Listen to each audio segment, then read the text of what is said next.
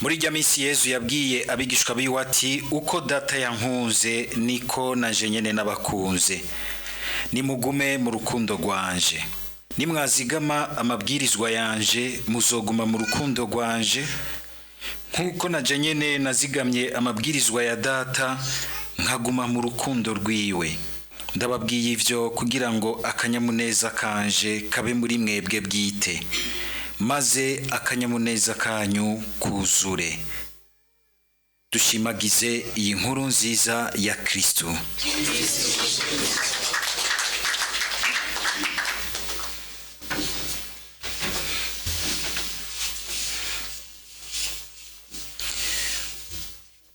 Umuntu arashobora kubaza ikibazo ati akanyamuneza ni iki? Ninde anezerewe vy'ukuri, afise akanyamuneza k'ukuri atari kamwe ka pirate baranguye mu Bushinwa? Ninde anezerewe? Ubwo nuwo kumbure vyose bikundiye, nuwumenga afise amasigise ahaciye hose, nuyumenga akundwa na bose, abantu bose bamushaka umenga bamusanga umenga bashaka gukundwa na bose, nuyo kumbura twenga igitabura munwa 30 nanga yose tukayabona hanze. Uyu munsi Yezu nawe arafashije amakatubwira icari c'akanyamuneza. Akanyamuneza si ikintu kizuko, ni camwa, ni camwa c'ibindi bintu bibiri Yezu atubwiye, ni camwa c'urukundo rw'Imana muri twebwe. Nta muntu ashobora kugira akanyamuneza gashitse kamwe Yezu agira ati abwira bishobora ati nta n'ushobora kukabaka, kamwe gatuma twumva twamaturemye naho n'imisozi yogwanako tukumva tuti nta bwoba mfise. Kamwe umwanditsi w'Izaburi agira ati ngo naho noca mu kabande k'umwijima w'urupfu. Ako nako yakise urukundo rw'Imana muri twebwe. Mugabo urukundo nabwo kubera umenga iryo jambo bishobora kuba mw'ibifungo, ukabona umusore n'umwigeme wose bayoranye ngo bari mu rukundo, urukundo guhaye n'abari ibintu gusa vy'akaryohera mubiri. Iyo rugeranye ko ukabura umwe ahaciye, vya bindi vyose tugira ngo turakundana, mugabo gasanga n'umuntu yirondera mu wundi, agukunda kuko ufise utuntu umuha. Uyu munsi ku marezo sosiyo huzuye ibintu byo gukondora abakobwa ngo bakunda abahungu naho baba bari bishomere canke imihimbiri, ngo ntumukunde ngo kubera ibi n'ibi, ngo mukunde kuko umukunda gusa. Nivyo vyuzuye ku marezo sosiyo, kuko abona yuko umenga abakobwa bubu bakunda imbongo, amafaranga. Umushomeri ntashobora gukundwa adafise ivyo atanga. Nivyo vyeze uyu munsi. Mugabo Yezu aratubwiye ati vy'ukuri urukundo hari ahantu runyegeje mururonderera kure. Ubwa mbere ni ukuzigama ry'amabwirizwa y'Imana. Akenshi ry'amabwirizwa y'Imana iyo tuko turayiyumvira, iyo tuko turayagerageza mu buzima kuyagendera, tugerageza kuyagendera, wumva umenga ahubwo umenga ni nk'uruntu rukuremereye. Tugire Kristo. Kuva aho umuntu acumuriye, kuva aho abavyeyi bacu ba mbere batakarije ubucuti bwabo bushitse n'Imana, nta rukundo rwuzuye. Abantu bararota, ugasanga bariko banarota banahagaze. Ngo urukundo, ngo boronka urukundo rwuzuye muri nosi biragoye, ntibishoboka mbere. Bamwe ukabona umenga biranamunaniye n'ingene yumva ko yokunda uwundi, agomba gukunda uwundi kuko abona umenga ni nta makemwa agororotse. Tukagomba urukundo nk'urw'abamarayika, ntirugishoboka. Nico gituma ahantu hamwe hamwe urukundo kugira ngo turushobore tugwakire turugende ruhave ruvyara akanyamuneza bisaba kwigora, tugategekera ubuzima bwacu guca muri urya muhora w'amabwirizwa 10. Niko twumva umengana amabwirizwa mugabo anyegejemwo urupfunguruzo rw'ubuhigwe n'akanyamuneza ku muntu. umuntu mbere yitonze ajya amabwirizwa 10 akazararaba n'imico n'imigenzo y'ibihugu byose, hari igihe usanga azamwo mu bundi buryo.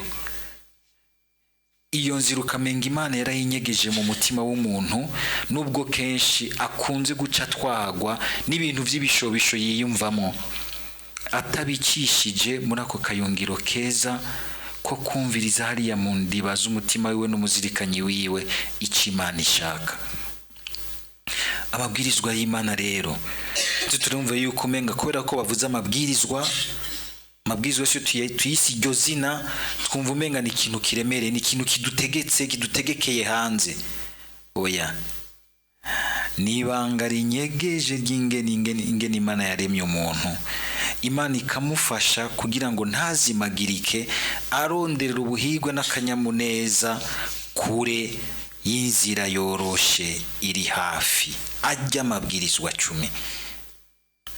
Igihe cyose twumva ikintu cyose kitwosha kuyarenguka canke kuriya, tumenye ko kiba kiriko kiragomba kwinjiza umubabaro, kwinjiza akabonge k'umutima, gusogota umutima, kuko ari ahandi hantu umuntu yiyumviririza gusumba bya bintu by'ibishobisho yumva bihita birengana bigahituma ahindagurika. Cya kintu kihaguma, la tristesse de l'âme igaca yinjira, urupfu rugatangura kwinjira. Ajya amabwirizwa 10 arahambaye rwose. Mu bwuzure bwa kera mu Bayahudi bayita ngo amajambo 10 y'umutima w'Imana ku muntu, n'amajambo nkora mutima ku Mana, kuko izingene ngo akari mu nda y'ingoma ngo kamenywa n'uwagize iki.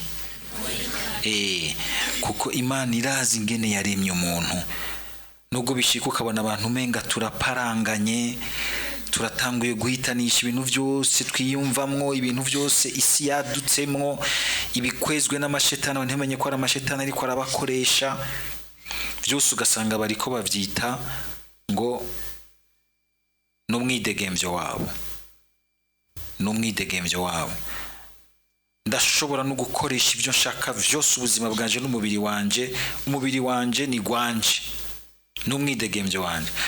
Pawulo akatwibira akabanga akagira ati byose uraberekuriwe, byose urashobora gukoresha umwidegemvyo uko bishaka, ariko byose siko bikugira akamaro, byose siko bica byinjiza akanyamuneza n'ubuhigwe. Dusaba umukama kugira ngo yamaduha kwama tunyaruka kwiyumvamwo ajya amabwirizwa, tukamusenga mbere tukiramuka tuti gumiza ayo majambo yawe. Iyo tuko turasaba mutima w'Imana, nico mutima aguma aduha kumva kanovera gasosera, ubukomezi bwajya amajambo y'Imana ntiyigere adutakarana, tukamera nka Bikira Mariya ngo ntiyigeze atakaza ijambo na rimwe ry'Imana. Cyo gituma bamwitura abafasha kuzigama amajambo y'Imana, bakagira umutima ugamburuka nkawe, bagaheza bagatuma Imana irangura ibikorwa by'ubukiro, bagatuma nogira ntibakaba nk'abandi bashasha bibungengeye Yezu inosi imukenye. Uyu munsi hari igihe kuyagendera no kuyazigama bishobora kudukwegera uruhamo, kudatahurwa n'abandi, mbere akabona umenga uri umuntu wo mu bihe bya kure by'inyuma.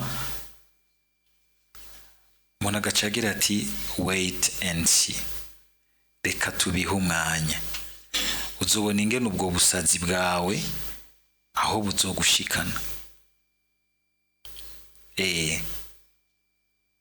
Gasanga nk'umusore katamanikirwa mu busambanyi agira ati ndiko ndiryohera, ndiko ndarya ubuzima, ariko hageze ko yubaka Kristo arondera iki? Ntarondera umukobwa ari vierge,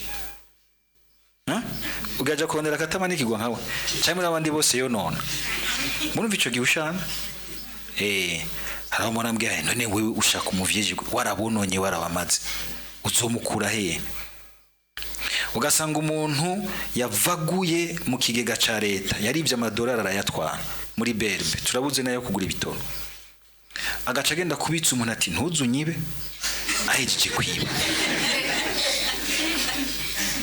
muri ivyo bihushane, ivyo nivyo bituma tutaronka amahoro muri twebwe.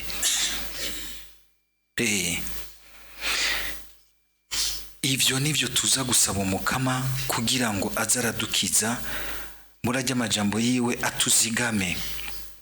Aho hanze muri iyo si yacu hari ibintu uyu munsi by'ububasha bwinshi bukaze, kandi buryo tuguma dukora ibibi tugwiza amashetani aho tugendera. Iyo twigaya tukinegura tukigarura, niko tugabanya ububasha bw'amashetani atuma adusukamwo ibintu ntitwumve neza ingene murajya amajambo ariho hari urufunguruzo rw'ubuhigwe bwacu.